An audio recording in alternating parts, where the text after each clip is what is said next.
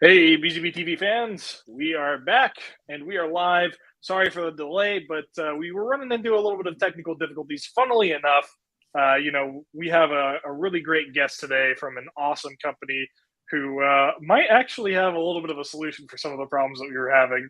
But we'll talk about that here in a little bit. First of all, Joel, it is the dead of summer. We just had our 4th of July. How was your last week, man? It was good. It was really good.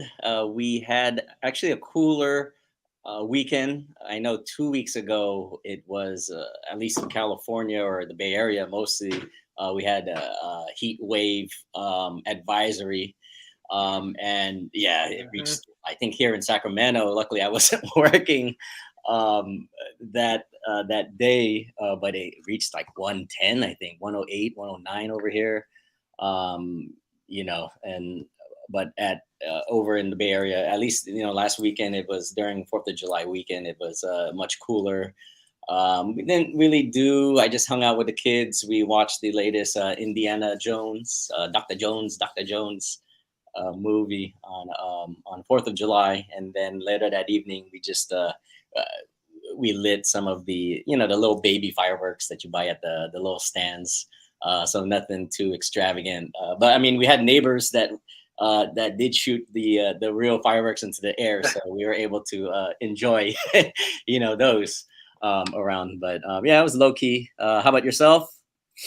Yeah, man. Heat advisory is definitely something I feel like I'm quite well aware of right now in Texas. It's been like Every day. 104, 105 every day, man. It's been very, very hot, but it was a pretty low key 4th of July. It was kind of the first time I've been able to get together with the family since the move for 4th of July, and I just got on the grill, grilled some hamburgers, some hot Oh, dogs, a little bit of corn, and then we were able to actually watch fireworks from the house because we're up on a hill and we can kind of overlook the town that we're at. So it's kind of cool. We got to watch the fireworks that were all the way over in the park from our house. yeah, I But remember on our last episode, you did the episode from your backyard, and I was the first time that yeah, I yeah, actually seen it, as well as the audience, and it's just massive. there's Yeah, I mean, the no fireworks would have outdoor. been. Sorry, I was just going to say no outdoor stream today because it is 105 right now. So Yeah. that's not going to happen. Um, but speaking of summer and the heat, man, I don't know how those baseball players do it. Are you a baseball enjoyer? uh, Not too much. I'm a casual baseball fan. I know some of my colleagues here, baseball fans, big Giants fans. I'm from the Bay Area, so I'm like in between. I'm like a Giants and an A's fan, but nothing too not like football. Football. I'm Niners. I'm a Niners guy, but yeah, baseball. I'm casual. I mean, I've seen that the Giants are doing pretty well for the roster that they have. But then on the other side of the bay, you got the A's that are like bottom of the bottoms, and I think they're trying to get out of town as well. So I don't know what's up with the A's franchise right now, but I mean, the All Star break was just this past weekend. So see, I just kind of found out about that too. I didn't know it was a midway point already, and so the All Star game was on Tuesday, a couple of days ago. I think the National League won. But then I didn't get to catch the home run derby or any of the other fun stuff. Yourself? Are you Yeah, into? not really, man. It's fun to watch the Giants, obviously, because it's kind of the hometown and everything. But what I'll tell you, I do miss from Sacramento is I miss going to what were they the River Cats games. The River Oh, Cats games is were that always a fun. minor league Yeah, or yeah. okay? The feeder league, basically. Yeah, but man, it was always fun. You've never been to. Well, I guess you're not a Sacramento native, so I guess you don't really know the Yeah, I know. Sacramento Yeah, River no. Cats. I just work in SAC a few times a week, but then Yeah. um, what was I gonna say? I lost my train of thought, but Well, if you lost your train of thought, I think it's a good place to maybe put a pin in that one, and well, maybe not necessarily an entire pin because we can just talk about there's this really cool technology that kind of is really great at extending signals, and I think that might have a place in some of these big giant sports arenas, and maybe And even some baseball's sports a bunch bars. of bases. And looks like we got someone from HDBaseT. We do. So let's go ahead and bring in Daniel from HDBaseT. Mr. Daniel, how are you doing today? I'm doing just fine, thank you, guys. I mean, what a great segue that was, from bases to HDBaseT. I think that's the only thing I understand about baseball. I'm going to be I have no idea what you just spent the last 3 minutes talking about, but anyhow, it's great to be here. Thanks for inviting me to come join the fun. Absolutely, sir. We are glad to have you on the show. Why don't you go ahead and just kind of tell us a little bit about yourself, and who you are, and basically what you do at HDBaseT. Wow. Okay. So Daniel Schwartzberg, I'm the head of education and training here at the HDBaseT Alliance. What that means is I'm like the chief evangelist for HDBaseT technology. That comes into play in all sorts of different ways, but it's doing things like this. It's market education, it's a trade show representation, it's training courses. It's kind of being the face of the HDBaseT Alliance to make sure that people really understand what the technology is and all the amazing things that it truly is capable of doing. Because as you alluded to earlier, there's a lot of cables out there in installations, or at least there used to be, and technology was needed to replace them all, and that's where we step in. So I'm doing a lot of that work, traveling the world or doing things online, and just making sure that everybody really understands what we're about and how to get the most out of our tech.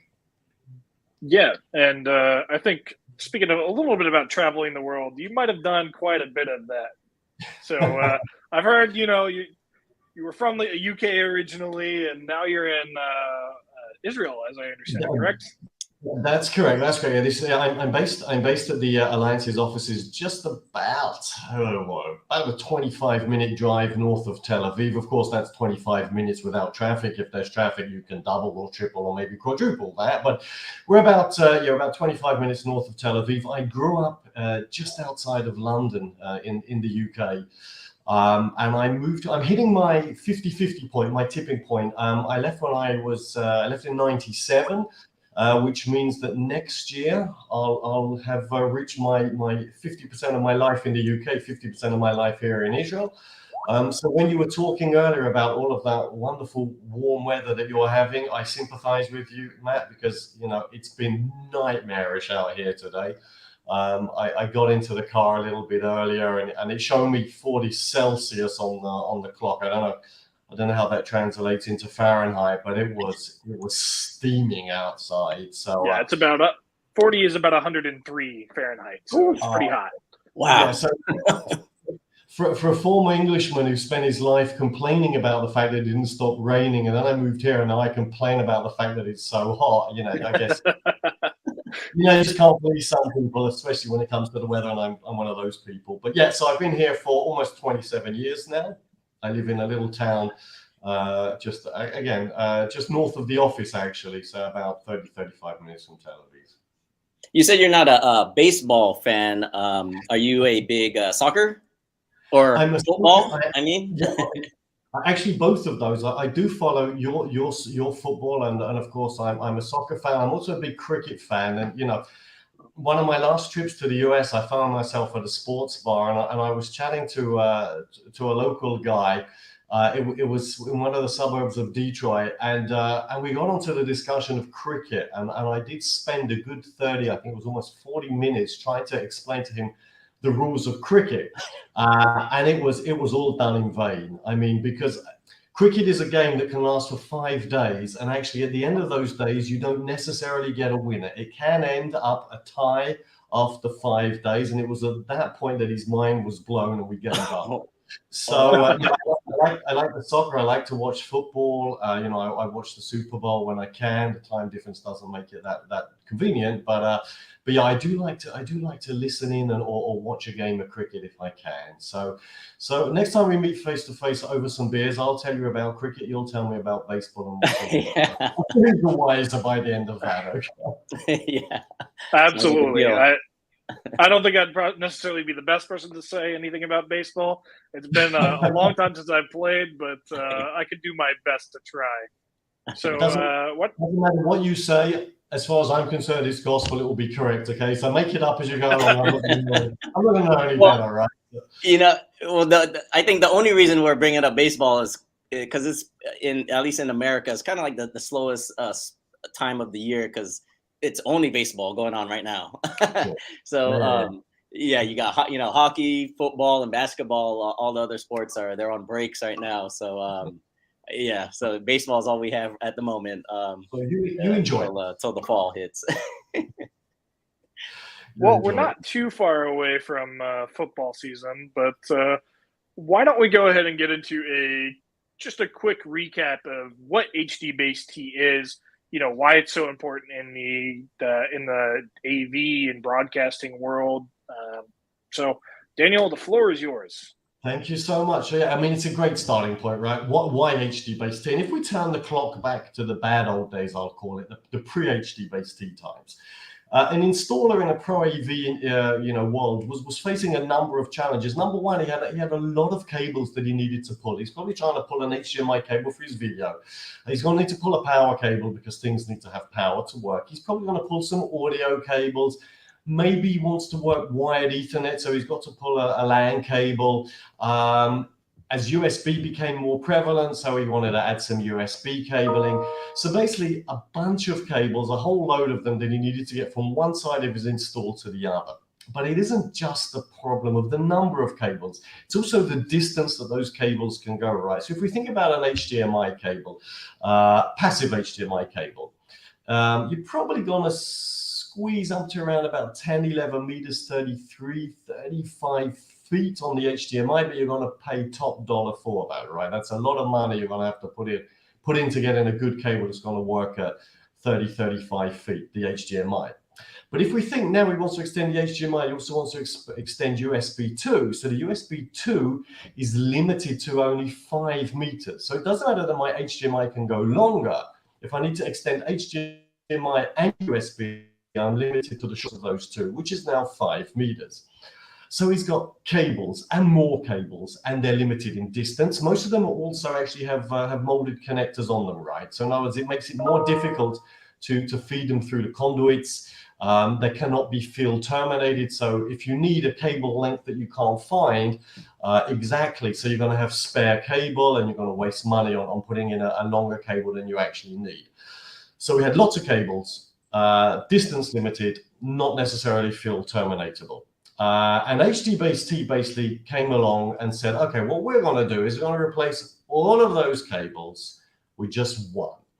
And you may be thinking that this probably makes it a very, very complicated, expensive, and difficult to use cable. But the truth is actually it's completely the opposite. The cable that is used for HDBaseT links is standard category cable, the standard network cable that everybody has in their homes, in their offices. And on that one cable, we do everything that was possible, but needing multiple cables previously, right? So on one cable, we can do uncompressed audio video, we can do Ethernet, we can do USB, we can do controls like I2C, like UART, like the CC, like infrared. And we can also do DC power up to a theoretical maximum of about 100 watts. It depends upon the cable length.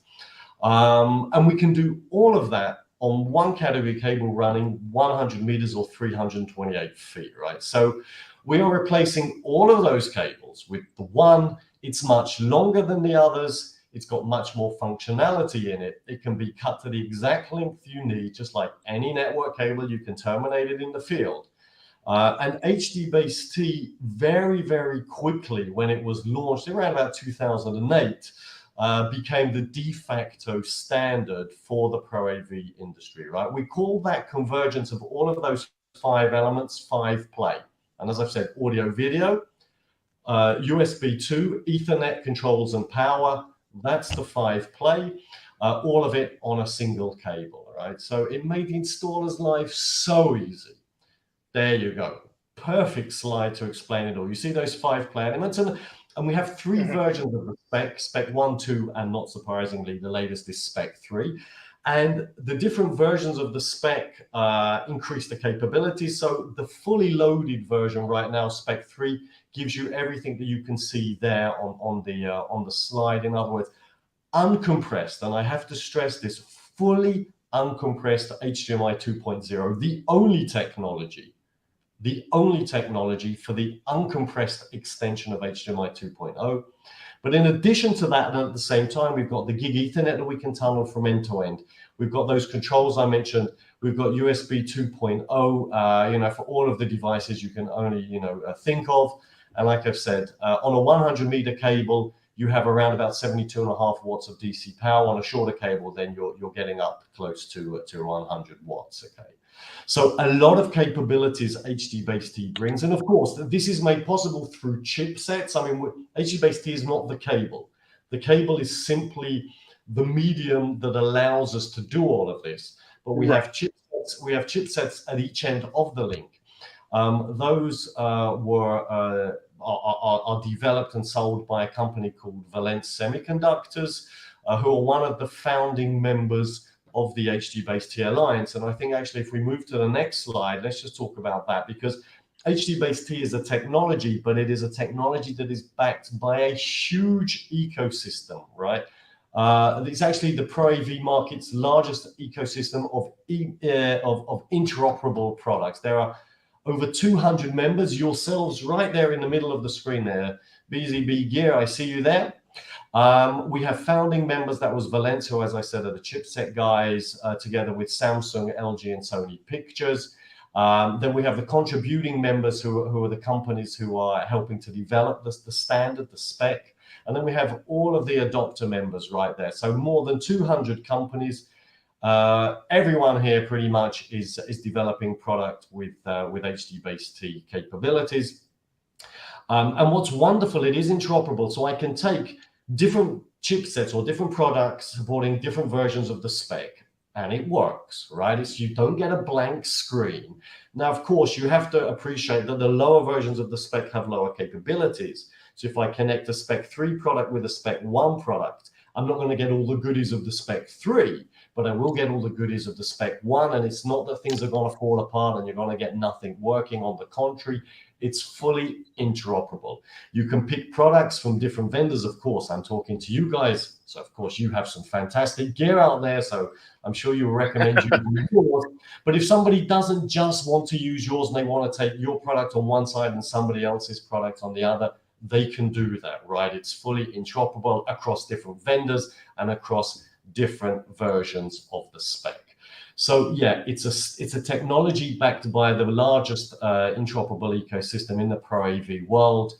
And that's why I say it really is the de facto standard for this industry. Right. And then I think there's another slide here, and that's just kind of showing off how it actually works, right? So let's talk more about Spec 3 because it is the latest and greatest. And this is what it's capable of doing. So over that single category cable, we drive in the downlink, I'll call it, from the video source to the video sync to the display or the projector. We run the link at 16 gigabits per second. And in the return direction, in the uplink, we're running at 2 gig per second. Now, this is a full duplex asymmetric link. The asymmetry is, as I just mentioned, 16 gig versus 2 gig, but it is full duplex on all 4 pairs in the cable. At exactly the same time, we are sending data, we're sending traffic in both directions, right? Now, as I say, 100 meters of Cat6a, the recommendation is to use UFTP if you want to squeeze all of the distance out of that link running at that bandwidth. And as I stated earlier, let's just restate what I said. That 16 gig is more than enough for HDBaseT to send uncompressed HDMI 2.0. That means 4K 60 444 with 0 compression. And I say it again, absolutely 0 compression. Other technologies like to claim that they can also do zero compression extension over a 10G Ethernet link, for example. It's simply not true. They have to do compression. It's light compression, but it is compressed. Uncompressed means you have no interoperability issues. Uncompressed means you have no compromises on the video quality. So we're sending uncompressed 4K 60 444, and of course that means without compression we can support all of the HDR formats that carry dynamic metadata, so HDR10 plus, Dolby Vision, as well as the static metadata that comes with HDR10 as well. So all of HDMI 2.0 without the need for any compression. But actually, we're such an efficient protocol that if you think HDMI 2.0, you're used to hearing 18 gigabits per second, but we're actually doing it in less than 16. We're actually needing about 13 gigabits per second for that video, simply because we strip away the inefficiencies of HDMI. We don't use the HDMI overhead. So that takes away that 8-bit, 10-bit encoding that HDMI 2 uses.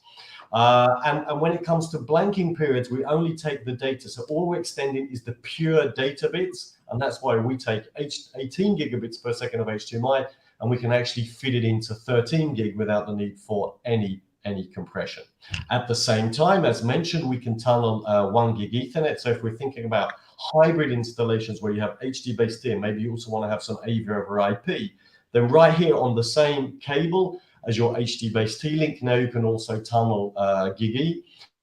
So right there you have that hybrid world all made possible through the HDBaseT link. Not to mention a lot of bandwidth for USB 2.0. You can have the HDBaseT connected to the host or connected to the devices, running at around about 350 megabits per second of actual data throughput, which is typically above what most USB 2.0 devices can actually handle. So we're handling all of the data from those devices. As mentioned, we have a ton of controls as well, so it can be UART or I2C for actually controlling the system. But all of the HDMI controls, the HPD, the 5 volt, the EDID, the HDCP is all carried seamlessly across the link. We have also the infrared as well. I should mention we also have some sideband audio channels in addition to the HDMI audio, so I2S, 4-channel I2S, SPDIF. We can support ARC, EARC, and also, as again, the power, up to 100 watts of DC power, all delivered super safely. We call it power over HDBaseT or PoH, similar but an extension of PoE and PoE Plus with more power capabilities, and all done very carefully. So if you do have a piece of power sourcing equipment on one side, driving power into the cable, and you take it and you put it in your mouth, or you plug it into a piece of equipment that's not expecting to receive any power, no damage will occur. It's all handled very carefully.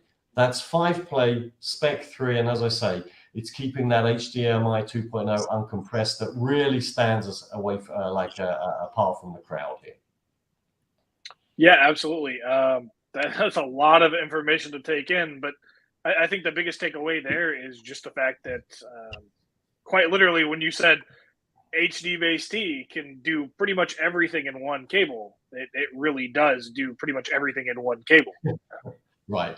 And that makes, if you're an installer, right, or you're an integrated designing these systems, whatever, you suddenly now have it so much easier, right? You put the cable in, you feed it through without the connectors, you cut it to length, you crimp it. It's extremely robust to withstand the electromagnetic noises that you may find in an installation from your, air conditioning compressors, or the fluorescent lights that you may have, or the projector motor, the screen of the projector, the projector screen motor. That's 10:30 at night affecting my think processes here. But anyhow, so there's a lot of electromagnetic noises potentially in the room, in the installation, and we're very robust against those as well. So we have outstanding performances even under such challenging environmental impacts. Like I say, those electromagnetic noises coming off of various systems in the home or the office. And the installation, sorry, I was going to say the use cases are endless. Yeah, I mean, you talked about baseball. I can tell you that HDBaseT in South Korea, the South Korean Wyverns, a few years ago, put in the world's largest LCD screen, like, you know, a scoreboard, all driven by HDBaseT. You can find it in homes and in offices. You can find it in operating theaters, on planes and in trains, on buses. You can find it almost anywhere your imagination takes you to where you need audio, video, and beyond. You're going to find HDBaseT there. Yeah, absolutely. I just had a quick question pop up on the stream here, and it's from Trayvon, and he asks, do I still get a lossless signal when daisy chaining? I'm assuming he's referencing... Yeah. Sorry to butt in there. Right, so at the bottom here, we talk about daisy chaining the installation, right? So HDBaseT is a packet switching technology, right? So in other words, it's all packet-based. Once I've got packets, I can basically do with them what I want. So we can, for example, create daisy chains where each hop can be up to 100 meters or 328 feet long. And then each one of those links is lossless, and then I just start a new link, and then that is lossless, and then I start another link for the next hop, and that is lossless as well. So all of the benefits that you get over a single link, you can also enjoy when you're daisy chaining it as well. And when I say it can be packet switch, so for example, daisy chaining, I mean, we think of HDBaseT maybe as being point to point. I have a source and I have a sink. Daisy chaining is point to multi-point, but we can also have multi-point to multi-point as well. The Spec 3 chips include a digital onboard chip-to-chip interface called DHDI that allows us to create some of these more advanced topologies beyond just point to point. It allows us to create the daisy chains. It allows us, for example, to create 2x2 or 4x4. So there's 4 inputs to 4 outputs, all of it over a single HDBaseT link. So really a great technology. Spec 3 is by far the most powerful version we've had. The chipsets, the VS3000 chipsets from Valenza supported also have great capabilities built in, like that DHDI, like the ability to do termination or conversion of the HDCP, like the ability to do audio insert and extraction, and the ability to do local HDMI loopback all within the silicon. It means that the guys like yourselves who are designing products, and I know you already have Spec 3 product, it means that your job is easier. It means that your system cost can be lower. It means you can pass more value onto your customers, all through using the capabilities that are built into the chip. Absolutely. Well, we have another question, actually. What is the feedback about signal degradation over long distances? I'm assuming I'm assuming what's meant by that is, you know, is there signal degradation over long distances? Of course, yeah, absolutely. I mean, you know, in an ideal world, a piece of copper would be completely lossless, but it isn't, right? It is a lossy medium. And if you think about HDBaseT transmits using a modulation scheme called PAM, pulse amplitude modulation, with up to 16 levels. On the transmit side, you have this beautiful eye pattern, this beautiful eye diagram that I'm sure you're familiar with 16 different levels clearly defined. You then transmit those across 100 meter, 328 feet length of category cable. At the far side, that beautifully separated eye pattern has now been compressed. It's been destroyed. And when I have compressed, I mean it's been crushed, okay? The video isn't compressed, but the signaling on the cable has been destroyed. And the magic of HDBaseT is in the receiver. The receiver has advanced analog circuits on the front end, and it has hardwired DSP algorithms in the silicon on the receive side. And what those allow the receive side to do is to reopen the eye diagram, right? And when the eye diagram is reopened, it means we can now sample the data correctly and recover it. And in fact, that was the point before, and I know very well many of the people at Valence, but before they actually had silicon, so they went to potential customers with some nice slideware, with a proposal for HDBaseT running all of these amazing things over 100 meter of category cable, and they were almost pretty much laughed out of the conference rooms because people understood that CAT cable is such a simple cable. And they know what it looks like when you try and drive a high-speed signal over 100 meters. They said it can't be done. Obviously, they went back with silicon. They proved that it could be done. And it all comes down to that receiver and all the magic there. So yes, there is a lot of signal loss over the cable, but HDBaseT knows to recover. Wow, I'm struggling. To recover all of the data. This is a bit exact lossless system in terms of the data at the system level. Every bit of data that comes in comes out. No data is lost, no compression occurs. So the signal is lossy in the cable, but at the system level, no data is lost at all. That's awesome. Quite insane, actually. We're going to go ahead and jump back just a little bit here. You know, we have you talked about how this is one of the largest, if not the largest, ecosystem in the AV world. We did get to experience a little bit. Sorry, what was that, Joel? No, I was just going to say bonus points for any commenter if they can find our BZBGEAR name within this crowd right here. Well, what I was going to say is, you know, we got to experience a little bit about this because we actually stopped by the HDBaseT booth at Infocom, or at least I did. This is the first time that I've actually had the pleasure to do so, and it was huge, like absolutely massive. Tons and tons of partners there at the booth itself, and some really cool stuff. I don't know if you were there, Daniel, but if you were, it's an interesting place to be. Well, you know, of course, I certainly was there, and we had a great, as you say, huge booth right on the main aisle in sunny and hot and horrid, humid Florida. But yeah, we had a number of our partners in there. We also have what we call our HDBaseT 3 Power Wall. Right now, HDBaseT being the latest version of the spec, what we're doing there is showcasing companies' products that are supporting Spec 3. So we actually had more than 50 products from 25 companies, yourselves included. You had some of your fabulous HDBaseT Spec 3 supporting products in that display, and we were so delighted that you were there and you allowed us to showcase those for you. In fact, we also handed out a booklet, and each show we update the booklet. It's like an installer's guide to Spec 3, and again, your products are in there.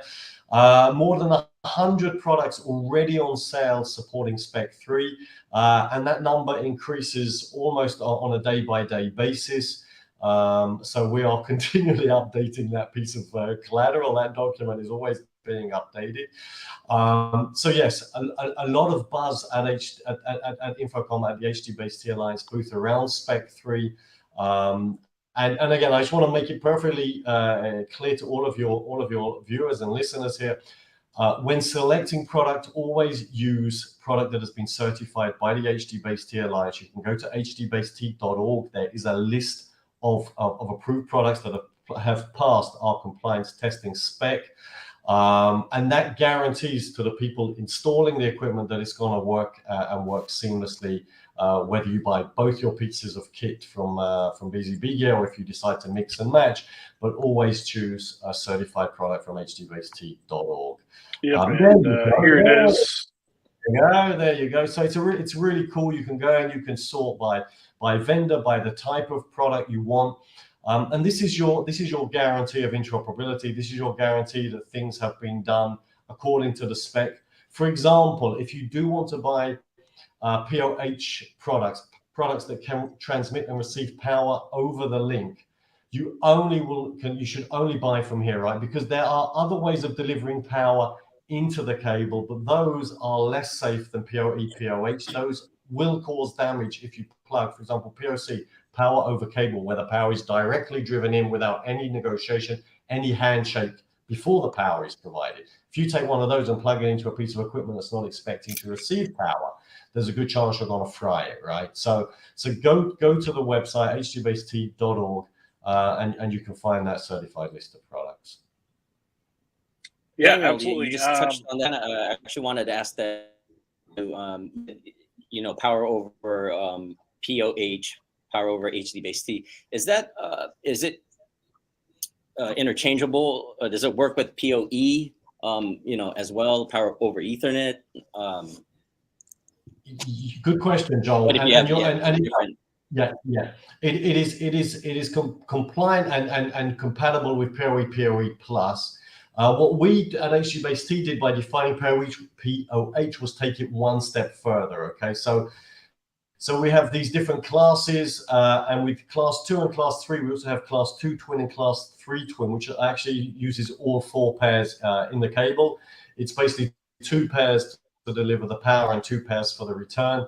And like I say, typically the POH modules operate at 48 volts. You have 2 pairs delivering the power, each one up to 1 amp each. So you've got 2 amps times 48 volts. It's 96 watts. We tend to round it up and say around about 100 watts. 96 watts theoretical power. But of course, we talked about losses in the cable in terms of the signal quality. The copper wire, of course, also leads to losses in the power. So as I said, over a 100-meter cable, you have 328 feet cable, you have around about 72.5 watts of power available. And if you think of it, that's actually enough to power a reasonably good sized display. That's enough certainly to power an extender pair. And that means that you don't necessarily have to have a mains outlet, power outlet on the wall where you want to install your equipment. But yes, fully interoperable with PoE and PoE Plus. It's just an extension built upon those standards, those IEEE standards. Nice. Absolutely. Thanks for the fantastic question there, Joel. Let's keep going just a little bit. I hear there's something on the horizon for HDBaseT as far as, you know, features that might be getting added. Oh, yeah. Okay. I'm guessing that you're hinting at a USB 3 extension, right? Because correct.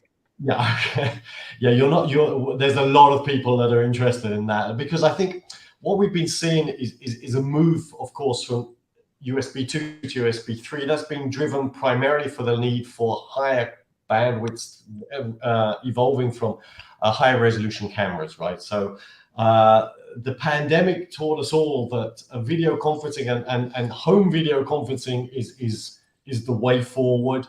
I mean, you know, we've all been sat for the last 3 years. Even now we've gone back to our offices, we're still sat in front of cameras, and people want more resolutions. People want better image quality, and that's partly driving the move from USB 2 to USB 3. But you know what we found up until this point in time, that in terms of the extension options available for USB 3, which again gives you 3 meters, 10 feet maximum cable length.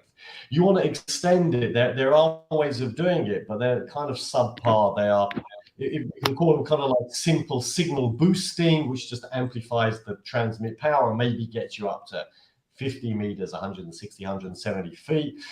There's optical solutions, but those also can be kind of expensive.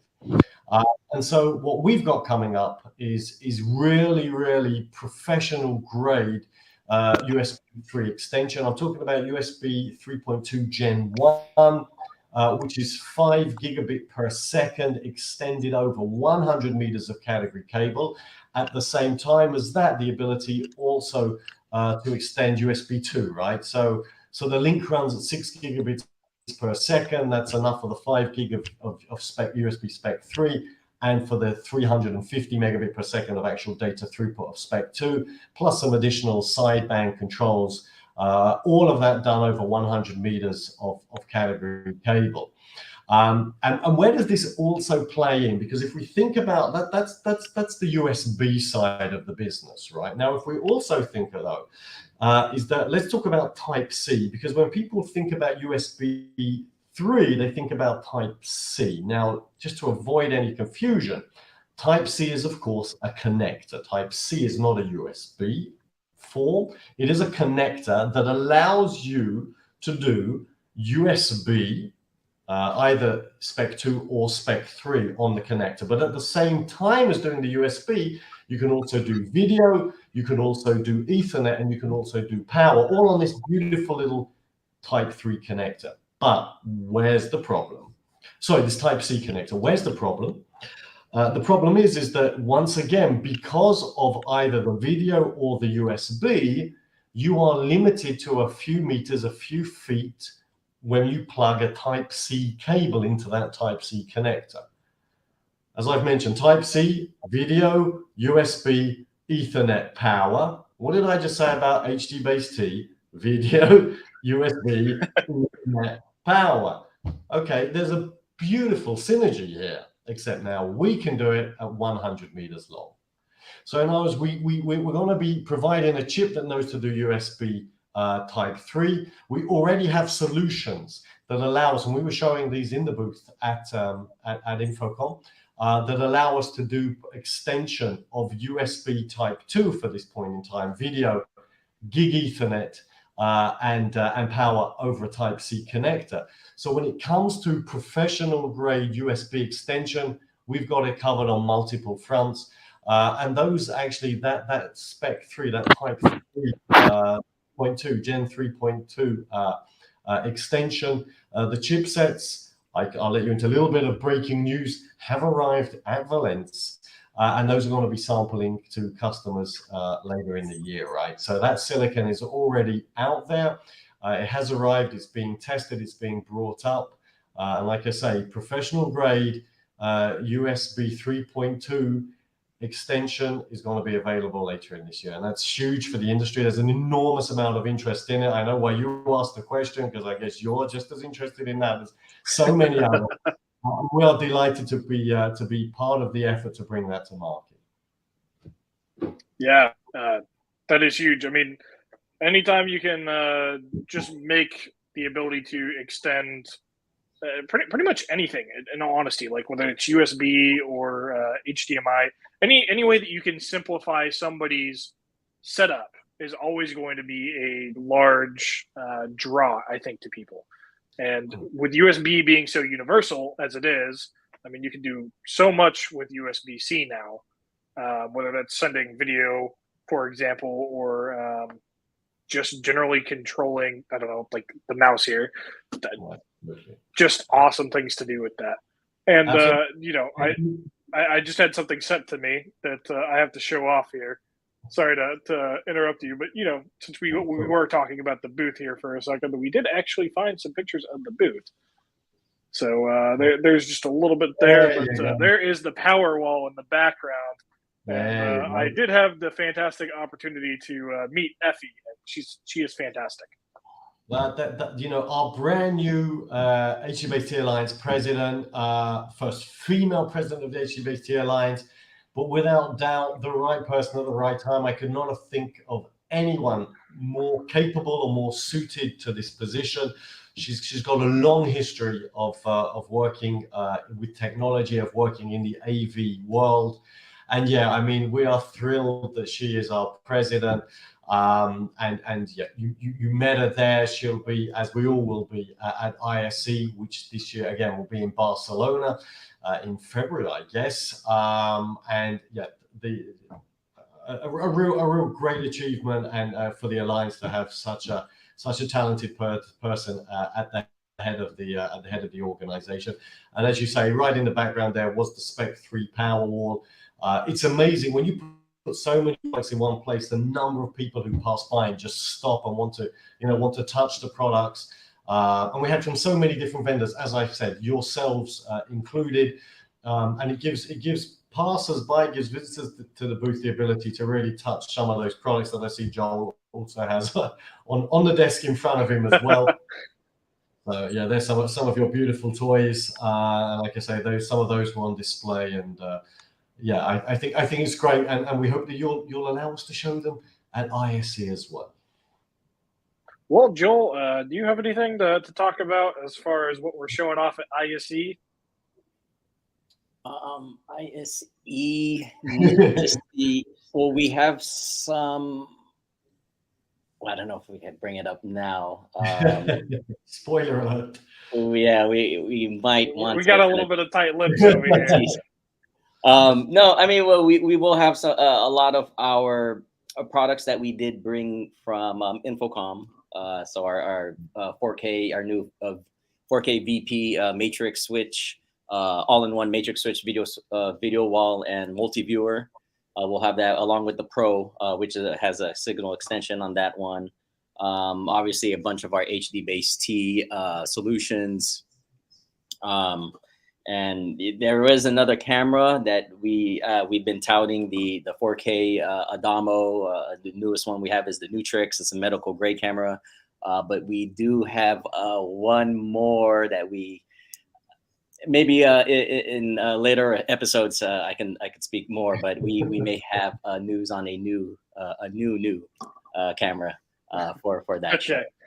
Yeah. You know, I mean, you guys have some great products, and kudos to you. I believe, if I remember correctly, you know, we had in the booth, we had Dan Farisi from Commercial Integrator, and of course the Commercial Integrator Best Awards, and I believe you guys did pick up one. So kudos to you for you know, another great product being recognized by the industry. Yeah, I mean, yeah, Ian and then Dan, those two are awesome at the shows. They always rock out, you know. It's great to see them at the shows. And like you said, yeah, Dan's the man. He does great, you know, emceeing. He was the one doing the award ceremony. And yeah, like you mentioned, we won for our Matrix, the VP 9x9 Pro, which is the all-in-one Matrix video wall multi-viewer with signal extension. So yeah, we were just very honored to accept the award there, and you know, the whole team is just very proud. Great, and well deserved. Well deserved. Well, at this time, you know, we've been going for about 46 minutes. I don't want to keep you too late, Daniel, because So you know, I know it's pretty late there. But I am going to see if we have any more questions. And while I let people maybe type some questions around here, I have one for you. What industries are best served by HDBaseT? I mean, you know, there's probably a few that are going to be in there, but which one do you see come up most often? Well, I mean, it is everywhere, right? I mean, of course, we're talking about pro AV, professional AV. So it can be, you know, commercial, it can be residential. I mean, high-end residential, of course. It's almost anywhere that you need a projector, right? Because projectors tend to be mounted in fairly inaccessible places like the ceiling. So in other words, it can be, you know, K-12, it can be university auditoriums. It can be anywhere really where you need that extra distance for the projector. We see outdoor TVs using it, things like Samsung's Terrace, also big TVs, things like Samsung's The Wall. Those guys are heavily into it. But as I say, you do, I let it say in the industrial area as well, industrial PCs with it. Medical, you know, the trauma of the pandemic actually led to a need for a whole load of ventilators, right? You remember those terrible early days of COVID-19. And suddenly we found HDBaseT being used to support ventilator systems. Which, you know, I think for us was a huge, I mean, an honor to be part of the effort to save lives. I mean, it is really something that nobody should take for granted. So yes, I guess those are the big ones. But like I've said earlier, you know, you can find us in buses and trains and even on planes, and in all sorts of you know, kind of spurious applications, and not really related to the Pro AV chips. But I can tell you that HDBaseT technology is also deployed in automobiles. So if you buy yourselves a new Mercedes S-Class, C-Class, or E-Class, your infotainment system is connected by HDBaseT automotive chipsets, right? So slightly off topic, but nonetheless, the same technology, underlying technology being applied to so many different applications. So, and I probably missed a ton of them, right? You can find them on boats and on private yachts, and yeah, pretty much anywhere you need, like I say, you need the extension of high quality video over beyond what just an HDMI cable can go, that 10, 11 meters, 30, 35 feet. Yeah, that's where HDBaseT is coming into play. Sports bars, churches, places of worship. Wow, I mean, you know, anywhere, really just anywhere. And let's not forget the giant TVs in South Korea for baseball. South Korea, and there's a beautiful, you know, you can, if you want to go and see more examples, go to hdbaset.org. You can see use cases. There is an amazing, I think it's an aquarium, it's a museum, in Melbourne, Australia, where they have these huge, like almost floor to ceiling interactive displays, and it's all done with HDBaseT.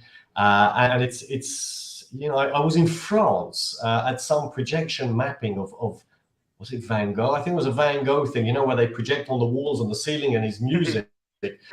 And, you know, while my wife and kids were totally into the artwork, I was trying to see, you know, oh, I can see the projector. Here's an HDBaseT link that's driving all of this.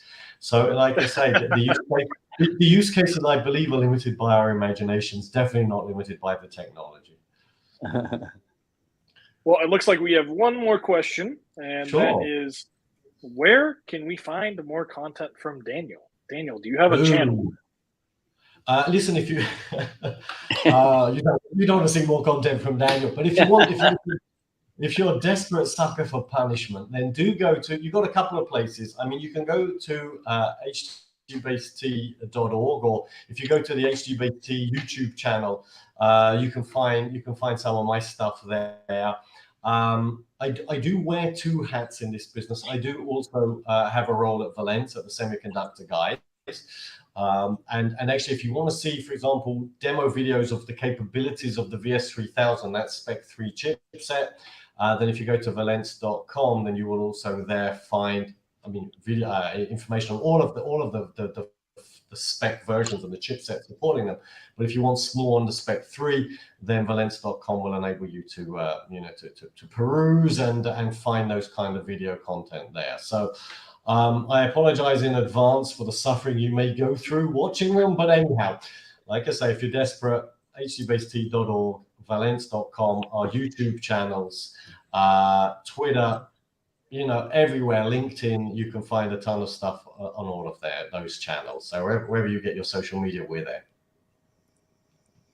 Awesome. Thank you, Daniel. So that, I think, will be the cap of our HDBaseT stream.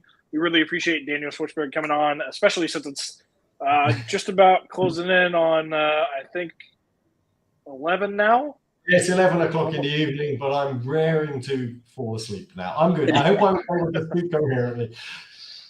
It's still Thursday. Awesome. It's still Thursday there. not quite Friday. And in Israel, the weekend is Friday, Saturday, because the Sabbath's on the Saturday in this part of the world. So Friday, Saturday. So tomorrow I don't need to get up bright and early for the office. So this has been just perfect. And I do again thank you guys for giving me the opportunity to speak to you. It's been a lot of fun. Thank you so much. Absolutely. It's our pleasure. It's always great to have partners on the stream, and just learning more about, you know, the products, how it works with our stuff, and more importantly, how it can work to bring our audience a much better solution, because that's always what we're about, is bringing solutions to amplify your world.